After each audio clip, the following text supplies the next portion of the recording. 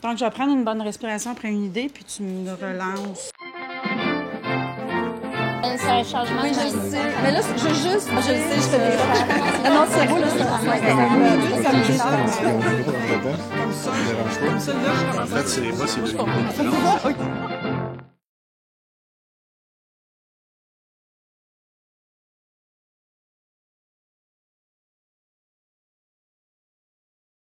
Alors bonjour, je m'appelle Annie Dureau, je suis du Conseil québécois des événements éco-responsables. On s'adresse aux organismes culturels afin qu'ils réduisent leur empreinte environnementale.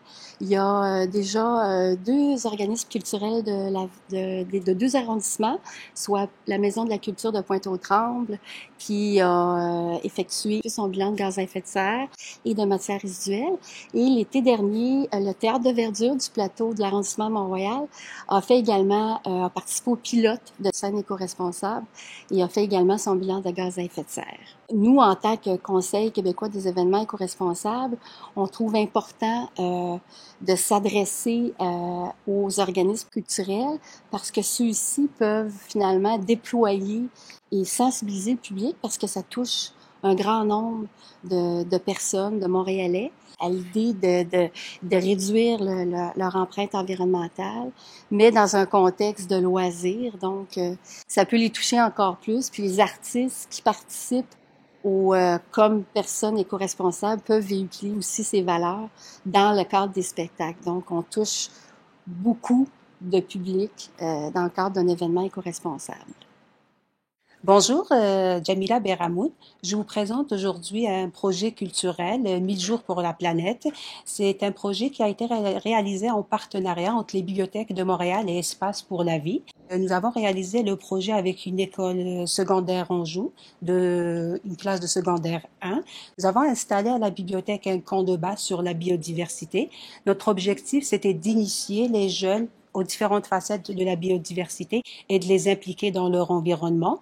À la bibliothèque, les jeunes ont pu se documenter à travers différents livres. Ils ont consulté des sites Internet. Ils ont aussi visionné des films sur la biodiversité. À la toute fin des rencontres, les jeunes ont réalisé une très, très belle murale pour exprimer le résultat de leurs travaux et de démontrer comment s'impliquer dans leur arrondissement pour protéger la biodiversité. Ils sont aussi rentrés en contact avec l'équipage du CEDNA au camp de la biodiversité à Espace pour la vie. 1000 jours pour la planète était un projet, une aventure fabuleuse pour les jeunes. Ils ont pu explorer les différentes facettes de la biodiversité et ont décidé de s'impliquer pour la protection de l'environnement, de leur quartier et de toute la ville de Montréal. Je m'appelle Samuel Pignedoli, je viens vous parler d'un projet qui a lieu à l'ATEU, un projet en fait en agriculture urbaine. Depuis le début, l'ATEU a pour mission à la fois la promotion de la culture, mais de l'environnement et de l'intégration communautaire. En ce sens-là, on a entre autres un jardin institutionnel qui permet de faire de l'éducation à l'environnement au grand public. C'est un jardin de légumes biologiques qui est entretenu par un employé de l'ATEU.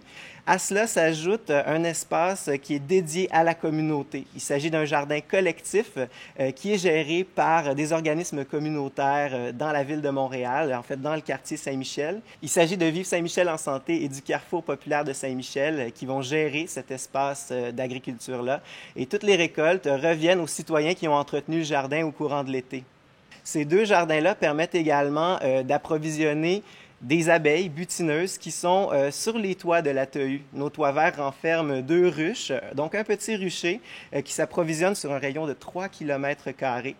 En tant qu'organisme culturel, l'ATEU s'est adjoint tout de suite des missions d'environnement, de collectivité. Souvent, ça peut paraître particulier, mais par contre, lorsqu'on se met à y penser un peu plus en profondeur, chaque institution, chaque compagnie, quelle qu'elle soit, a toujours des impacts sur son environnement, sur son milieu de vie. Et il n'y a pas une action humaine qui est décontextualisée de l'environnement et des gens qui habitent autour. Donc, en ce sens, l'ATEU, je crois, demeure un leader et un chef de file, un exemple à suivre au sein de la collectivité montréalaise pour rallier culture, environnement, collectivité. Mon nom est Tommy Paiement. Donc, notre projet, le Géant de fer, consistait à fabriquer une sculpture d'assemblage grandeur nature, fabriquée à l'aide de matériaux recyclés. Une centaine de jeunes des camps de jour de Saint-Léonard, subdivisés en 6 groupes, ont pu, au courant des 6 semaines, donner vie à ce géant nommé Léonard Ier. Notre projet a vu le jour grâce à un soutien financier d'un programme culturel de la Ville de Montréal et en collaboration avec les acteurs du milieu de l'arrondissement de Saint-Léonard, dont Gestion Multisport Saint-Léonard, l'Écoquartier de Saint-Léonard ainsi que l'arrondissement de Saint-Léonard. Ce fut une expérience de qualité pour les jeunes grâce notamment au travail de M. Éric Nadeau, sculpteur professionnel depuis maintenant 15 ans. L'utilisation des matériaux recyclés montre le potentiel créateur grâce à des objets tels qu'un aspirateur ou des haut-parleurs. Le projet s'est finalisé par une exposition à la galerie Port-Maurice de la Bibliothèque de Saint-Léonard. Afin de valoriser la réalisation des jeunes auprès des citoyens de Saint-Léonard, notre géant Léonard Ier résidera à la Bibliothèque de Saint-Léonard. Catherine Lalonde-Massécard. Avec le Péricile nomade, depuis les 7 dernières années, on travaille beaucoup dans notre quartier, le centre-sud de Montréal, donc plus spécifiquement Sainte-Marie. On est un groupe d'artistes interdisciplinaires. On réalise des interventions de différentes façons. Depuis 2 ans, on fait des projets de recherche sur les pratiques d'infiltration dans l'espace public. Et cet été, on est en train de conclure le projet La Grue, qui est un projet de médiation culturelle. Donc, c'est la 2e édition de La Grue. La Grue de cadrage attraction poétique, c'est une plateforme mobile, donc une petite plateforme destinée à se promener dans les rues et les ruelles de nos quartiers. On invite la population à nous rencontrer, à s'asseoir sur cette plateforme avec nous et à cadrer un espace de leur quotidien qui les interpelle. À partir de ces rencontres-là, on enregistre les raisons, le pourquoi ils ont choisi tel cadre.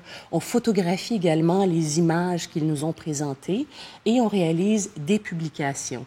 Donc, en ce moment, on termine notre 2e publication qui a été inspirée des habitations Jeanne-Mance. On est allés se promener entre les différents immeubles et habitations pendant quelques fins de semaine pour récolter différents commentaires, témoignages des gens, voire même le côté imaginaire et fabuleux qu'ils ont sur leur quartier.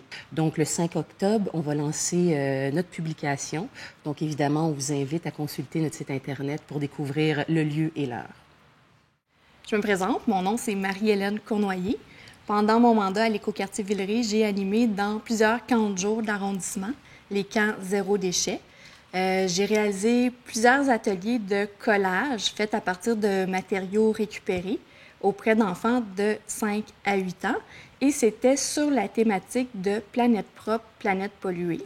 Un camp zéro déchet, c'est un camp qui sensibilise des jeunes aux 3 RV qui sont réduire, réemployer, recycler et valoriser.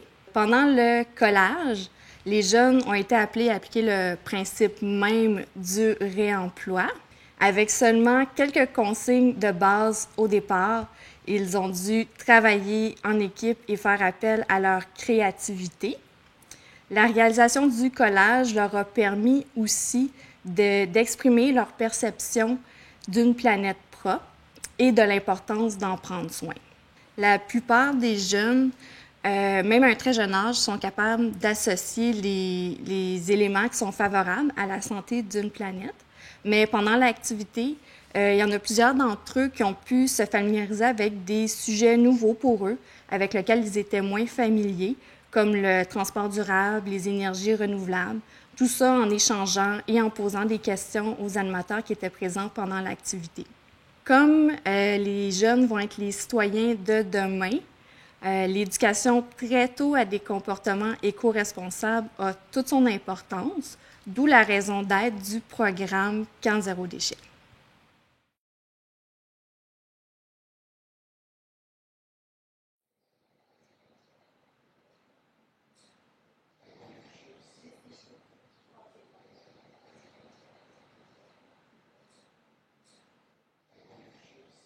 L'innovation.